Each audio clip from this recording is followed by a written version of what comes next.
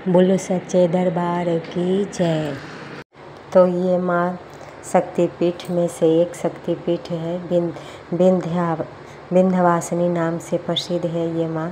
और ये माँ का मंदिर बहुत सुंदर प्यारा मंदिर है। यहाँ हमारे लाइन में लगे थे ना, तो यहाँ हमारे ठाकुर जी भी हमें दर्शन देने के लिए खड़े थे। वहाँ मैं उनका भी दर्शन की। ये माँ का मंदिर है, बहुत अच्छी मंदिर है। ये माँ वही योग माया माँ है जो मथुरा से यहाँ आकर के हिमाचल के पहाड़ियों पर आकर के विराजमान हो गई माँ, अष्टभुजा माँ।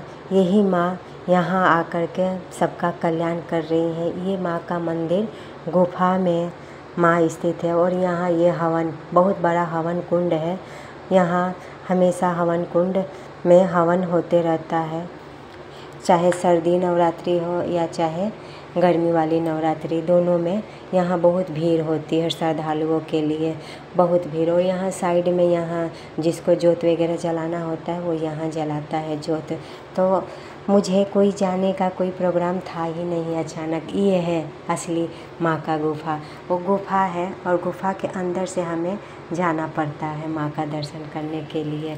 तो जब हम वहाँ पहुँचे तो हमारे तो कोई जाने का था ही नहीं। अचानक माँ का इच्छा होगा शायद, तभी तो माँ ने हमें बुलाया और मैं चली भी गई। तो यही वो शक्तिपीठ है माँ का, जहाँ आकर के गुफा में विराजमान हो गई है माँ। और यहाँ भी एक पहाड़ पे है माँ और एक अलग, मतलब वहाँ से 5 किलोमीटर दूर पे ये माँ का दर्शन आप सब कीजिए। वहाँ पे है अष्टभुजी माँ, थोड़ा पहाड़ के ऊपर है। वहाँ रोपवे ये है माँ का गुफा ये।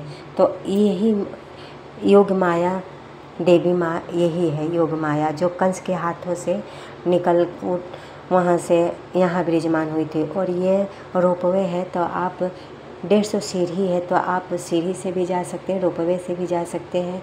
हमारे पास टाइम का कमी था। ये है ऊपर से नज़ारा कुछ ऐसा दिखता है माँ का मंदिर का।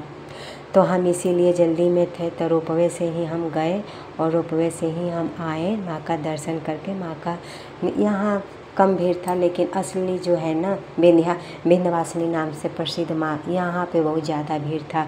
तो हम जैसे ही मंदिर के पास पहुँचे, वहाँ आरती हो रहा था। तो आरती का दर्शन हम बाहर से ही क्योंकि अंदर जाने के लिए बंद हो चुका था। हमने 1 घंटा माँ का वहीं पे खड़े होकर के हमने इंतज़ार किया। फिर लास्ट में इंतज़ार का फल मीठा तो होता ही है।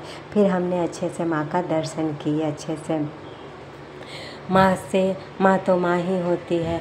माँ बुलाई और मैं चली गई, दर्शन हो गया। बोलते हैं ना कि नवरात्रि में शक्तिपीठ का दर्शन करना अच्छा होता है। तो हमने भी माँ की कृपा से दर्शन की। रात को हम 12:30 बजे यहाँ पहुँचे। हालांकि यहाँ से दूर नहीं है, मिर्ज़ापुर में ये माँ का। और हम रास्ते में आ रहे थे तो कुछ माँ की झांकियाँ जा रही थी, तो ये कुछ झांकियों का दृश्य आप सब भी दर्शन कीजिए। यहाँ हमेशा 9 दिन ऐसे ही कुछ ना कुछ प्रोग्राम चलते रहता है, जो अच्छा लगता है देखने में। तो ये कुछ झलकियाँ हैं, आप सब भी दर्शन कीजिए। हम रात को 12:30 बजे आए थे और ये 12:30 बजे का टाइम है जो ये सब हमें नज़ारा देखने को मिला रास्ते से जब हम आ रहे थे। तो यहाँ से तो हम जल्दी ही निकले थे, लेकिन फिर भी माँ का दर्शन करने में 2 घंटा में पहुँच भी गए थे, लेकिन वहाँ माँ का दर्शन करने में जितना टाइम लगा।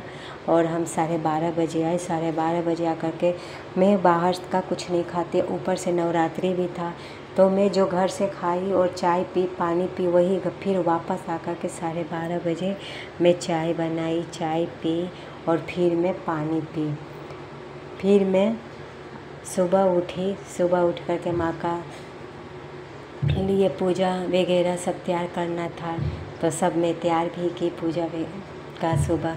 यही है योग माया का असली जो मंदिर है ये आप सब दर्शन कीजिए। तो जब हम गुफा के अंदर गए हैं ना, तो ये माँ का दर्शन हुआ। ये देखिए गुफा।